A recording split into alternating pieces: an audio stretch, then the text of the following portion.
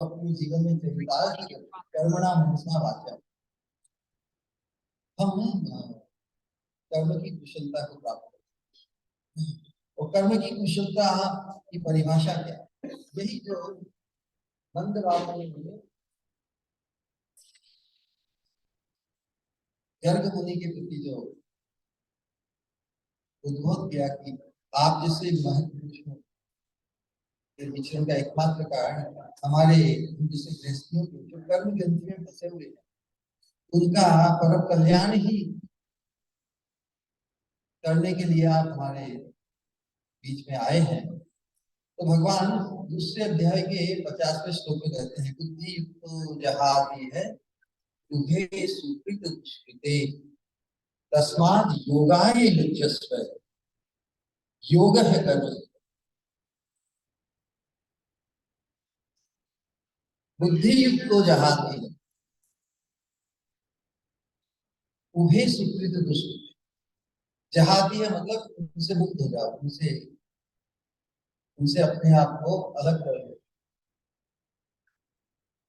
उभे मतलब दोनों, सुकृत दुष्कृत। अब ये तो बात समझ आती है कि कोई दुष्कृति या दुष्कर्म या पाप कर्म करता है तो उसके लिए तो उपदेश अच्छा है कि भाई पाप कर लो। एक सुकृति से भी उभे सुकृत दुष्कृति मतलब दोनों कर्मों का जो फल है उससे भी अपने आप को अलग करे। कोई व्यक्ति दुष्कर्म का दुष्कर्म करता है, उसका जो अंततोगत्वा जो परिणाम है बड़ा दुखदायी होता है। ये बात अनेक प्रकार से शास्त्र महत्व समझाते हैं। कहावत है ना, सहज अच्छा करो अच्छा करो। अच्छा बनने के चक्कर में हम स्वयं फंस गए, बुरा कर्म तो छोड़ दिया, अच्छे कर्म करने में बंध गए। हमें बंधना किससे है? बंधना किससे है? परमार्थ में। हमें बंधना है भगवान में। और हम कहाँ बंध, किसमें बंध गए? सत्कर्म। तो भगवान कहते हैं कि उभे सुकृत दुष्कृते तस्माद् योगाय युज्यस्व। योग है कर्म से कौशल। तो योग की जो प्रणाली, योग का पथ कर्म के माध्यम से जो भगवान ने किया है उससे हमें कर्म की कुशलता, कर्म की कुशलता अर्थात क्या कर्म की कुशलता कहलाएगी, उसकी परिभाषा, उसका मापदंड क्या? तो भगवान कहते हैं योग है कर्म से। योग किसे कहते हैं? इस योग की भगवान बात कर रहे हैं जब भगवत गीता के अंतर्गत जब योग की बात है, इसके साथ योग, इसके साथ योग, संकोच मत कीजिए, कहिए भगवान के साथ योग ना। तो भगवान के साथ योग अर्थात योग का अल्टीमेट मीनिंग क्या है? योग मतलब जुड़ान। इस प्रकार का जुड़ान, अनेक प्रकार के जुड़ान होते हैं। सृष्टि से भी जुड़ान होता है, संपर्क से स्पर्श से भी जुड़ान होता है, संग संग भी एक योग है, मन में चिंतन भी एक योग है। तो योग की जो कर्म की जो कुशलता है योग से, अर्थात तो योग का अल्टीमेट मीनिंग है भगवत प्रीति। हम जो कर्म करने के लिए बाध्य हैं या इस देह की यात्रा को लेकर वर्णाश्रम धर्म के अंतर्गत जिस वर्ण या आश्रम में हम प्रतिष्ठित हैं उनके कर्तव्य कर्मों से हम बंधे हैं। लेकिन उन कर्मों को इस प्रकार करें कि वो हमारे भव बंधन का कारण नहीं बने,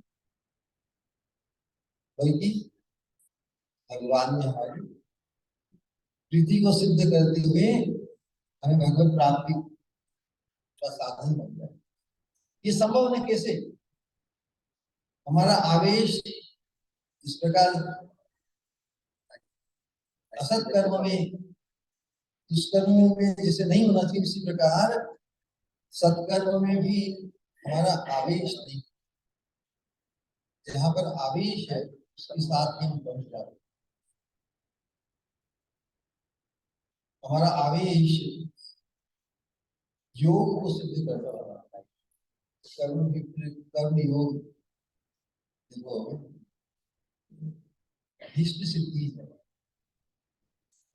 जिसे सिद्ध करने के लिए हमें मनुष्य जीवन या उससे मिला है, उसका उपयोग कर सकते।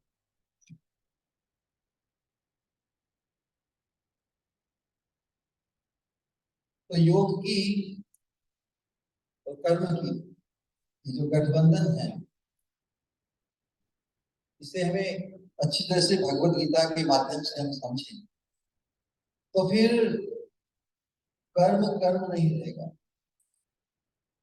क्या हो जाएगा, वो बुद्धि योग बन जाएगा।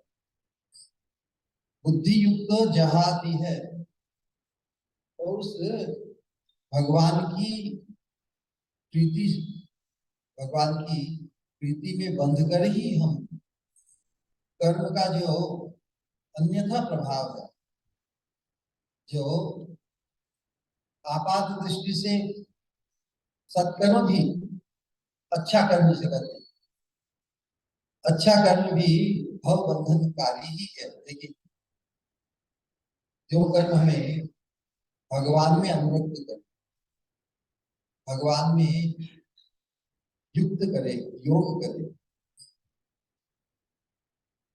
वैसे कर्म करते हुए हम दोनों प्रभाव से मुक्त रहेंगे। ये अद्भुत बात भगवान ने बताई। उभे सुकृत दुष्कृते, दुष्कृति से का जो फल है, सुकृति का जो फल है, दोनों फलों के प्रति जो हमारा आकर्षण है या जो आवेश है, जो ग्रंथि है, उस ग्रंथि से मुक्त होकर भगवत प्राप्ति, भगवत प्राप्ति का साधन यदि हमारा कर्म बन जाता है तो वही कर्म की कुशलता है। कुशलता किसे कहते हैं, एक्सपर्ट कहते हैं ना। इस प्रकार इसके दो आयाम हैं। प्रथम, जैसे कोई व्यक्ति एक कार्य करने में 8 घंटे लगाता है और वो काम यदि वो दूसरे प्राय 8 घंटे लगाते हैं, कोई व्यक्ति 4 घंटे करता है, तो क्या कहेंगे, बहुत एक्सपर्ट। जनरली उनको 8 घंटा लगे या 6 घंटा लगे, तो 4 घंटे में वो काम पूरा करते हुए दक्ष है, बहुत एक्सपर्ट है। आजकल तो कंप्यूटर को लेकर अनेक प्रकार की टेक्नोलॉजी को लेकर अनेक अटकलें लगाकर व्यक्ति बहुत दक्ष, बहुत एक्सपर्ट लगते हैं। लेकिन उस कर्म को करते हुए उनकी का जो लगाव है, जो आसक्ति है, आवेश है, इसके लिए हमें एक्सपर्ट होना। योग है कर्म से कौशल, ये बहुत अद्भुत विचार, इसे हमें अच्छी तरह से समझना ही, नहीं तो बहुत बार आजकल एक कॉर्पोरेट वर्ल्ड में तो यूज करते हैं, बिल्कुल विपरीत, बिल्कुल उसका विपरीत अर्थ बोलते हैं कि जैसे भगवान ने, भगवान से हमें कोई लेना है, लेकिन भगवत गीता को वहां पर अथॉरिटी मानकर कहते हैं योग है कर्म से, कर्म की कुशलता ही योग है। क्या कहते हैं, कर्म में खूब डूबो, कर्मनिष्ठ बनो, कर्मठ बनो, यही हमारे एक परिचित संबंधी है। वो कहते कर्म में बहुत संलग्न रहता हूँ, तो कर्म में डूबा ही रहता हूँ, कोई तो योग है मेरा, मैंने कहा वो तो वियोग है। कर्म में इतने डूब गए हो कि जिससे युक्त होना है, जिन भगवान से युक्त होना है, तो कैसे होंगे, चेतना से। तो यदि कर्म भगवत परायण न, या कर्म का जो फल है उससे हम भगवत परायण या भगवान में हमारी बुद्धि उत्पन्न न हो, तो फिर वो कर्म की कुशलता नहीं। कर्म में कुशल हम सभी को होना है। तो फिर कर्म इस भव बंधन का कारण है। वो कर्म भगवत प्राप्ति को सिद्ध करता है। जहाँ पर व्यक्ति का इन्वेस्टमेंट होता है वहीं पर उसका अटैचमेंट होता है। जो भी गृहस्थाश्रम में या अन्य तरह की जो भी हम कर्म करते हैं धन उपार्जन के लिए या जो भी कर्म जिससे विद्यार्थी विद्या अर्जित करने के लिए ग्रेजुएट होने के लिए जो भी कर्म करते हैं उसमें अंत तो गत्वा इस, इस वस्तु को लक्ष्य करते हैं। हम किसे लक्ष्य करते हैं ये सबसे महत्वपूर्ण। इस प्रकार एक व्यक्ति धन उपार्जन के लिए बहुत कर्म भागवत करता है पूरी उसकी चेतना कहाँ लगी होती है। इस प्रकार पत्नी के लिए संतान के लिए घर समाज परिवार और जितनी भी जिम्मेदारियों को निभाने के लिए पूरी उसकी चेतना कर्म करते हुए कहाँ पर लगी होती है। प्रापंचिक इस देह के वर्णाश्रम के अंतर्गत भी देह की यात्रा में हर जिम्मेदार व्यक्ति कर्म करते हुए जो आसक्ति है उसका जो आवेश है उन्हीं में अंतर रहता है। तो उसके अंतर्गत कर्म की कुशलता को हम कैसे प्राप्त करें कि हमारे जो कर्म है वो माध्यम बन जाए योग को सिद्ध करने के लिए। किसी रहस्य को तो अच्छी तरह से समझना है। सत्संग के माध्यम से ये रहस्य हम समझ सकते हैं। महत् पुरुषों के सानिध्य में महत् पुरुषों के मार्गदर्शन से जब हम हमारी कर्म करने की जो प्रवृत्ति है उसके माध्यम से यदि हम भगवत परायण होने की साधना को अंगीकार करते हैं तो कर्म है उस परमात्मा को भी सिद्ध करेगा। क्योंकि जो निश्रेय बात कही नंद बाबा ने, निश्रेय मतलब परम श्रेय। ऐसा नहीं कि जो इमीडिएट आवश्यकता है उसका हो, लेकिन हमारा अंतिम फाइनल लक्ष्य है तो निश्रेय परम श्रेय। एतावान एव यजिताम यह निश्रेय सोदय। हमारे जीवन में निश्रेय मतलब परम श्रेय का उदय कब होगा। तो कहा कि भगवती अचलो भाव, भगवान के प्रति हमारे हृदय में अचल प्रीति का भाव, वही हमारा सबसे परम कल्याण है। तो हम कर्म इस तरह करें कि हमारे हृदय में भी भगवान के प्रति शुद्ध भाव जागृत होने की स्पृहा स्पृहा जागृत, और वो स्पृहा की जागृति और भगवान के प्रति शुद्ध प्रीति का भाव कैसे संभव होगा। यद भागवत संगत है, महत् पुरुष शुद्ध भक्तों के सानिध्य में आने से या संग करने से, उनकी दिव्यता में अनुरक्त होने से, महत् पुरुष की तो मनुष्य हमारे जैसे उनकी दिव्यता का एहसास जिसे जाएगा वो उनके मार्गदर्शन में आकर अपने कर्मों के माध्यम से इस योग को अर्थात कर्म की कुशलता को सिद्ध कर लेगा। तो भगवान ने कर्म की कुशलता का जो मापदंड है उसे योग दिया। स्केल ऑफ योग, योग की दृष्टि से आप कर्म में कितने कर्म करते हुए आपकी भगवान में प्रीति कितनी बढ़ रही है। जहां पर व्यक्ति इन्वेस्ट करता है वहां पे अटैचमेंट जाता है ना। उसी प्रकार कर्म का फल जो हमें प्राप्त होता है उसका इन्वेस्ट जहां जहां करेंगे। उदाहरण के लिए एक व्यक्ति यदि महीने में ₹1,00,000 कमाता है तो उसकी जो आसक्ति की जो आस्पद है पत्नी, संतान, घर, परिवार, समाज, धन इत्यादि। जहां जहां वो इन्वेस्ट करेगा वहां वहां उसका इन्वेस्टमेंट बढ़ेगा, अटैचमेंट बढ़ेगा। उसी प्रकार व्यक्ति यदि कर्म के माध्यम से जो उसे उपलब्ध होता है उसका इन्वेस्ट भगवान के उद्देश्य से, भगवान की सेवा के उद्देश्य से यदि कर सके, अथवा केवल धन का ही नहीं,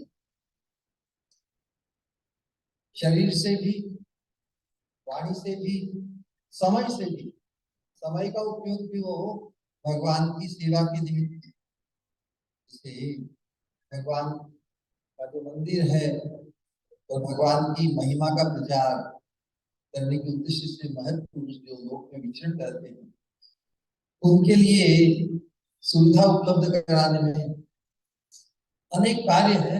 जो हमारा जो हमारे जो साधन है या जो हमारे पास उपलब्ध है, समय, धन, तन मन धन कहते हैं ना, शरीर है, तन मन, मन से भी तैयार है, शरीर से भी तैयार है, धन से भी तैयार है। तीनों को यदि यदि हम भगवान की सेवा के उद्देश्य से, भगवान की प्रीति को प्राप्त करने के लिए, जो भगवान की प्रीति को प्राप्त है हमें, उनकी सेवा में, उनके मार्गदर्शन में, उनकी प्रसन्नता के लिए यदि हम कर्म के फल का निछावर करते हैं तो उसी से ही कर्म करते हुए भी वो हमारे भव बंधन का कारण ही बनेगा।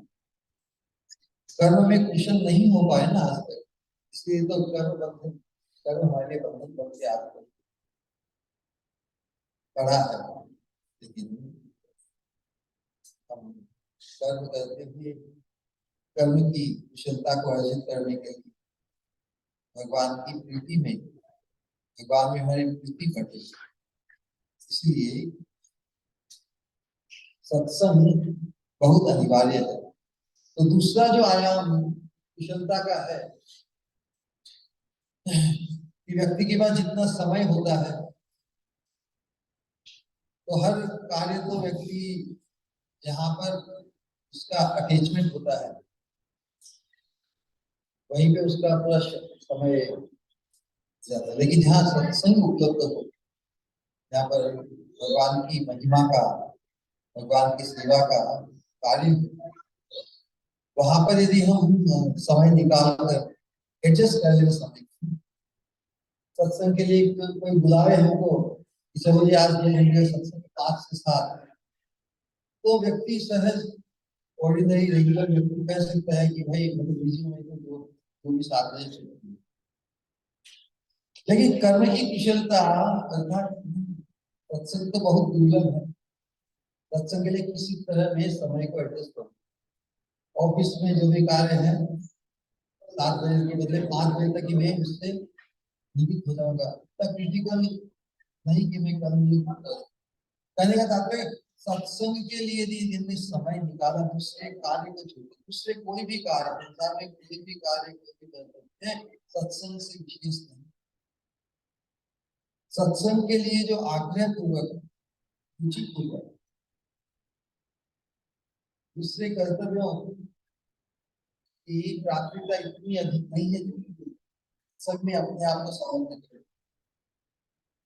सत्संग के लाभ को सर्वोपरि प्राथमिकता यदि हम दे सकते हैं तो ये हमारे कर्म की कुशलता कहलाएगी। उतना समय हम उसके लिए दें जिसको हम प्राथमिकता देंगे, उसके प्रति हमारी आसक्ति बढ़ेगी। आसक्ति का ही दूसरा नाम क्या है? योग।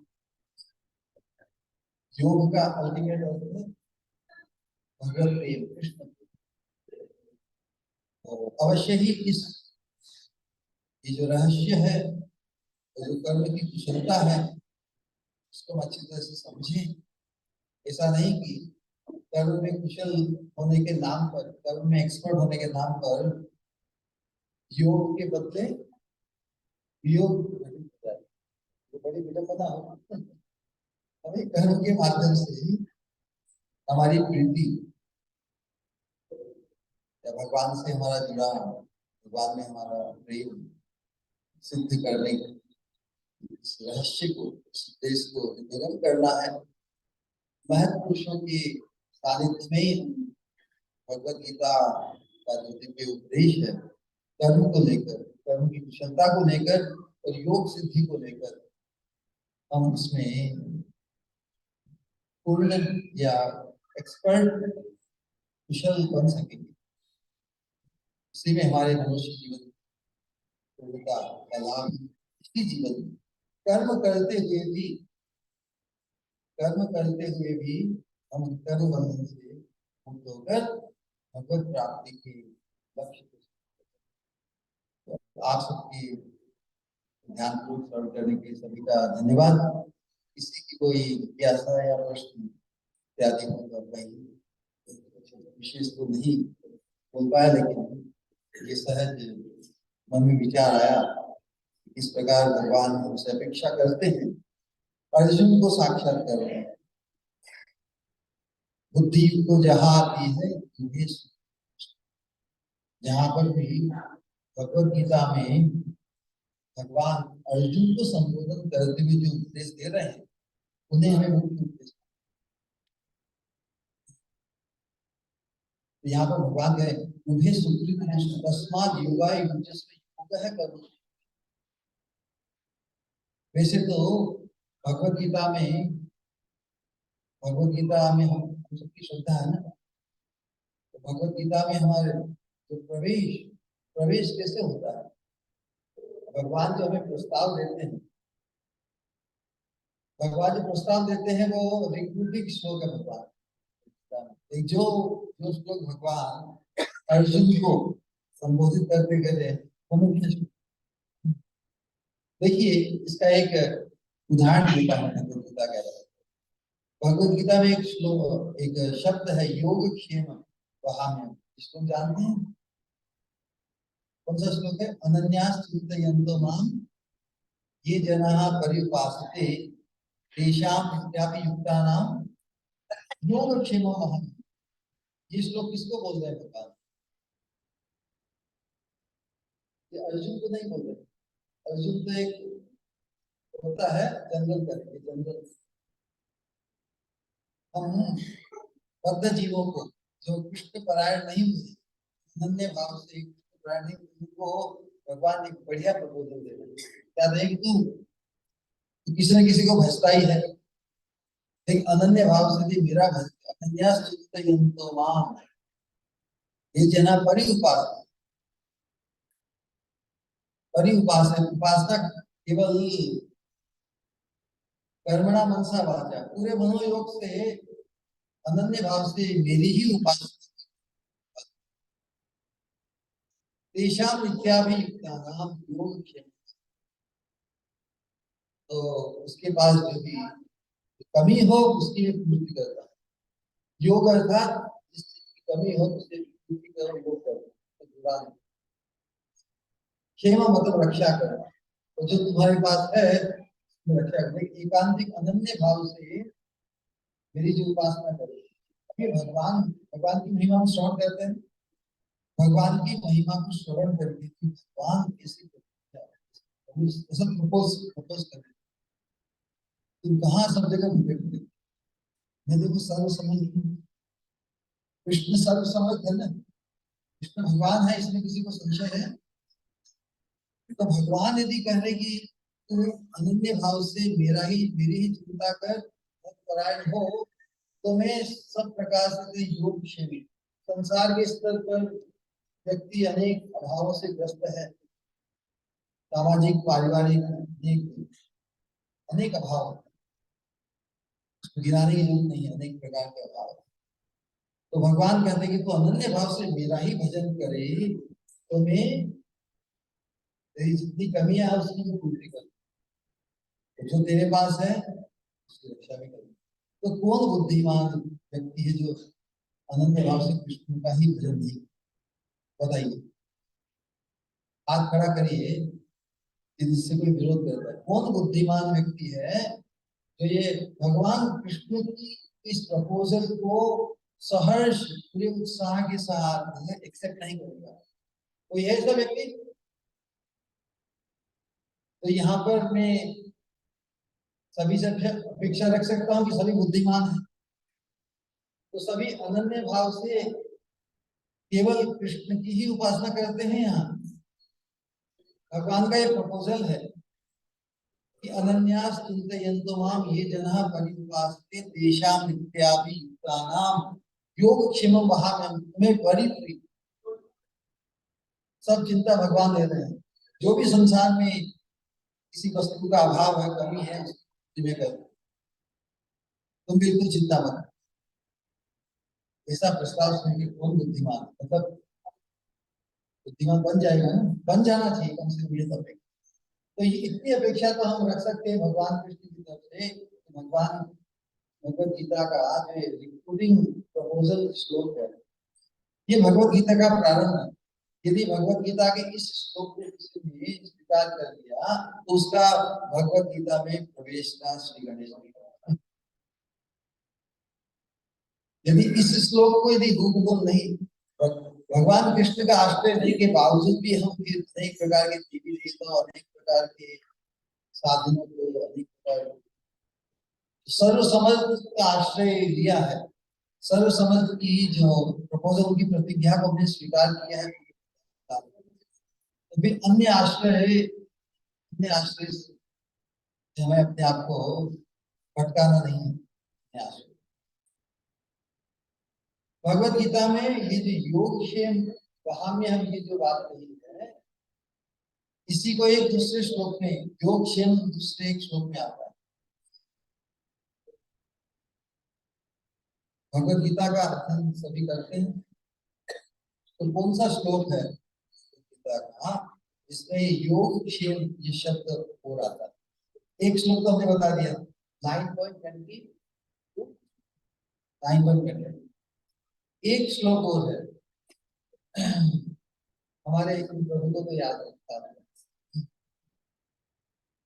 एक श्लोक और भगवत गीता का जिसमें योग क्षेम शब्द आता है। तो देखिए इस्कॉन के माध्यम से भगवत गीता का इतना प्रचार हो रहा है, इसलिए प्रभुपाद जी को चिंता थी कि हम इतना श्लोक करते हैं, जैसे बुक डिस्ट्रीब्यूशन करते हैं, इसके प्रति एक ही शिकायत, बड़े उत्साह से बुक डिस्ट्रीब्यूट करते हैं, लेकिन खुद अध्ययन नहीं। प्रभुपाद जी ने कहा बहुत बढ़िया, लेकिन प्रभुपाद जी चाहते थे कि जो भगवत ग्रंथ वितरण का जो कार्य हमारे कार्य है हिस्सा में, लेकिन जो वितरण करते हैं तो भगवत गीता का खूब गहराई से अध्ययन करना, तो ये बहुत जरूरी है। अब योग क्षेत्र इतना महत्वपूर्ण शब्द है, इसका वहन करने की प्रतिज्ञा भगवान कर रहे हैं। एक जगह और योग क्षेत्र शब्द आता है, वो कौन सा श्लोक है? दूसरे अध्याय का 45वां श्लोक, याद रखना। दो जगह ही योग क्षेत्र शब्द आता है। 45वां श्लोक कौन है? ये श्लोक तो कोई जाना है। त्रैगुण्य विषया वेदा निस्त्रैगुण्यो भवात् निर्द्वंद्वो नित्य सत्वस्थ निर्योग क्षेम। यदि तो और यहाँ पर भगवान साक्षात अर्जुन को कह रहे हैं कि अर्जुन तो निर्योग क्षेम आत्मवान, अपने आप को आत्मवान रूप में उपलब्ध कर, मैं सब समय तेरे साथ। आत्मवान कहने से समझने के लिए, जब किसी व्यक्ति के पास धन हो उसे क्या कहते हैं? धनवान। किसी व्यक्ति के पास ज्ञान हो उसे क्या कहते हैं? ज्ञानवान। किसी के इसके पास बुद्धि हो तो उसे बुद्धिमान। तो उसी प्रकार जो आत्मवान अर्थात जो आत्मा को धारण करे, भगवान कहते हैं अहम आत्मा गुणाकेश सर्वभूता स्वस्थ, सभी की हृदय में मूल आत्मा रूप में। तो अर्जुन तो भगवान कह रहे हैं कि जब मैं सतत तेरे साथ हूं, इस प्रकार अनुभव कर। त्रैगुण्य विषया वेदा निस्त्रैगुण्य भवान्, इन गुणों के दुष्प्रभाव से मुक्त होकर निर्बंध नित्य सत्वस्थ है। नित्य सत्व गुण में नित्य नित्य सत्व मतलब शुद्ध सत्व, अर्थात मेरे शुद्ध भक्तों के सानिध्य में रहते हुए सत्वस्थ निधि योग क्षेम। योग क्षेम की अपेक्षा से जब स्वयं भगवान मेरे साथ है, मेरे हृदय में, उसके कारण ही मैं आत्मवान अपने आप का परिचय दिया, पा लिया है। तो क्या फिर भगवान से ये अपेक्षा करूंगा कि भगवान भगवान को ये करना है, ये नहीं करना। भगवान की अपेक्षा कौन करेगा? बहुत ही प्रारंभिक स्तर पर। लेकिन अर्जुन से भगवान क्या अपेक्षा करते हैं?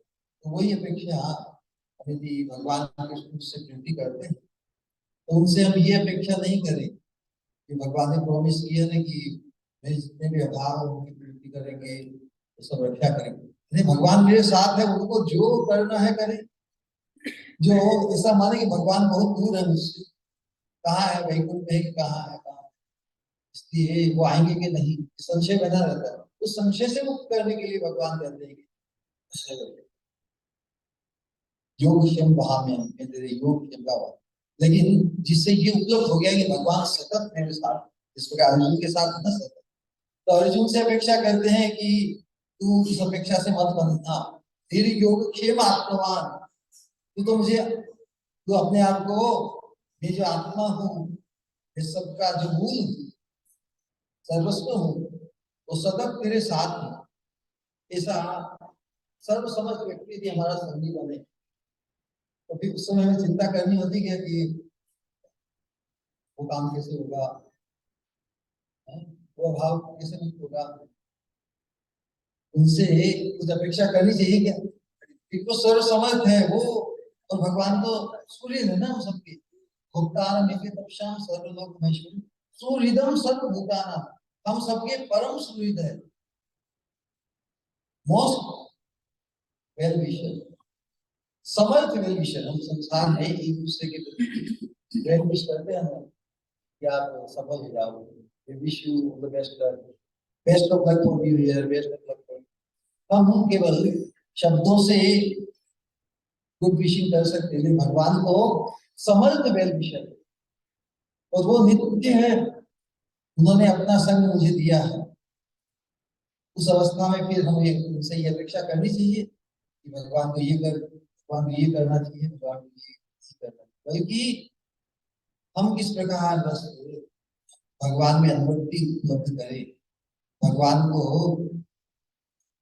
अपने नित्य संगी जानकर अपने आप को आत्मवान उपलब्ध करते हुए हमें कर्म की कुशलता को सिद्ध करना है। हमारा कर्म फिर योग, कर्म में भगवान का आनंद, भगवान की खुशी, भगवान की प्रसन्नता, जो भी हम कहें वो ही हमें लगे।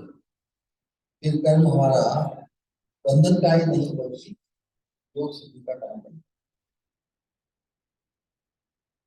ठीक समय के अनुरूप या यहाँ का बाकी कार्यक्रम है, किसी का कोई प्रश्न या जिज्ञासा प्रकट है?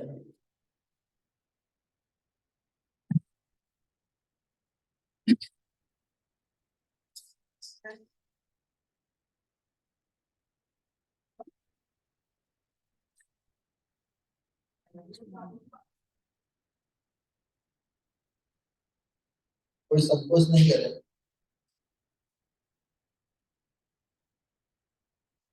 समागम काफी काफी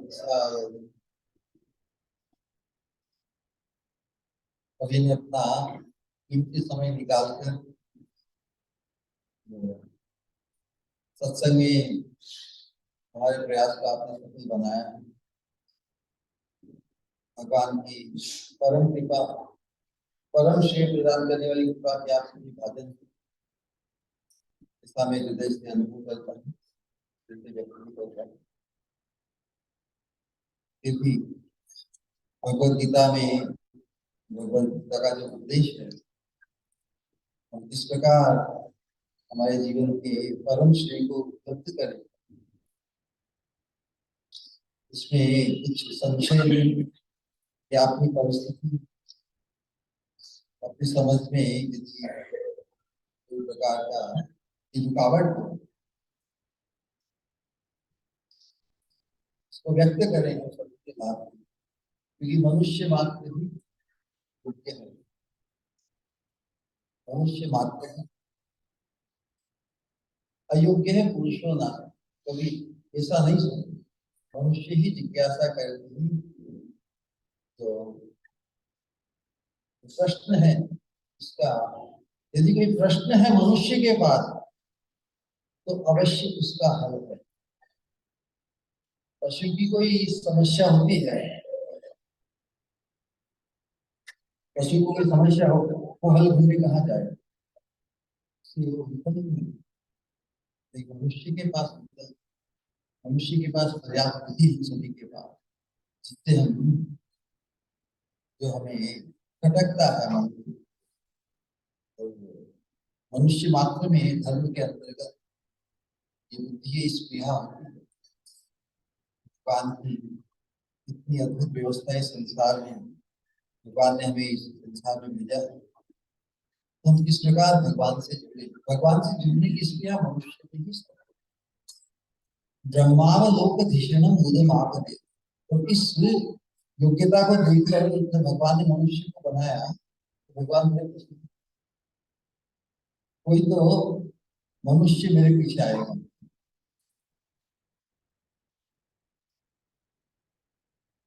क्या बात है?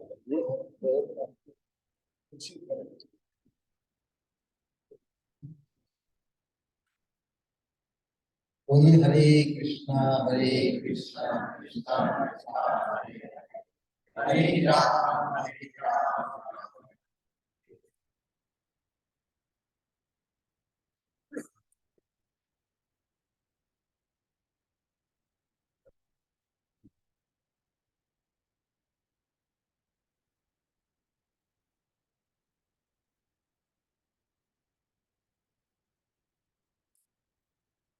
हरे कृष्णा कृष्णा कृष्णा हरे हरे राम। धन्यवाद। आज हम परम सौभाग्यशाली महाराज का होने के लिए सत्कार हुआ।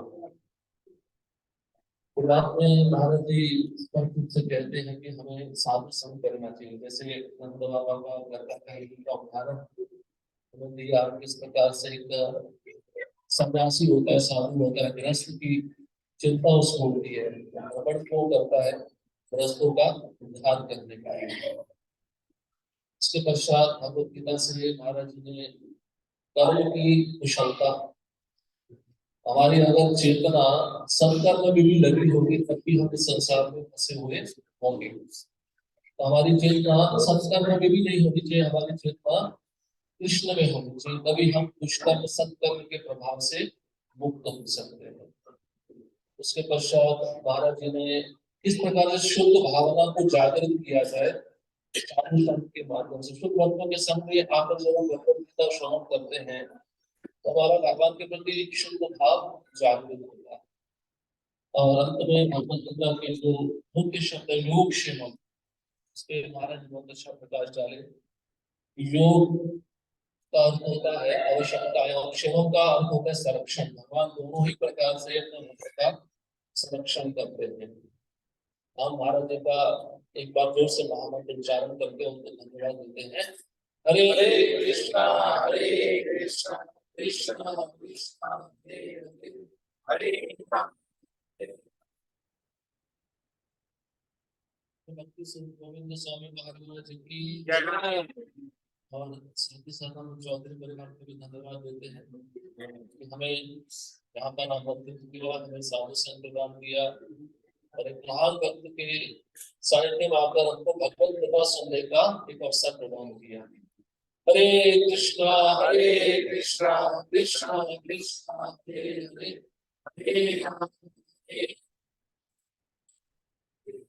समावेश विदाय हो।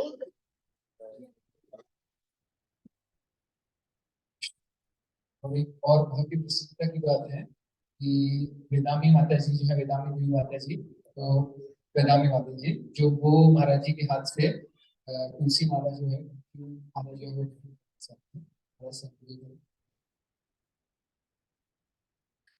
कुछ तो मैं माता जी से अनुरोध करूंगा कि माता जी को कहना भी।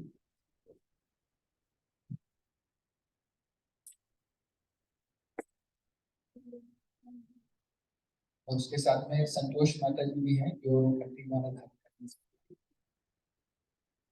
हरे कृष्णा कृष्णा कृष्णा हरे हरे हरे राम हरे राम।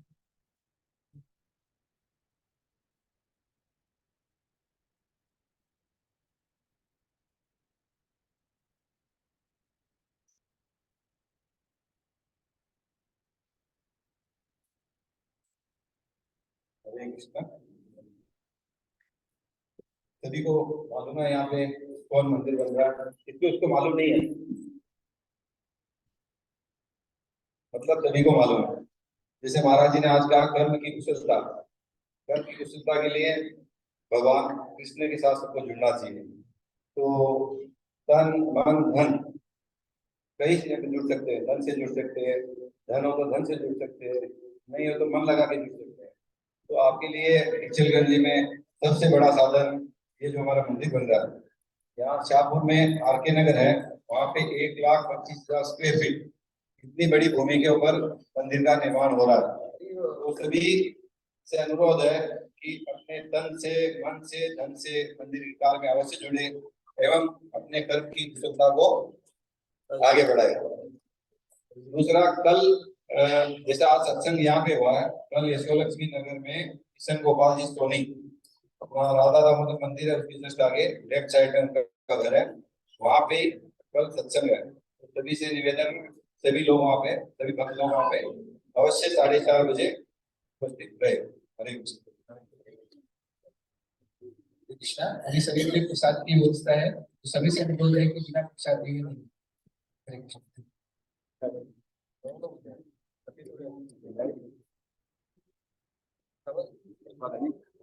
प्रसाद है, प्रसाद प्रसाद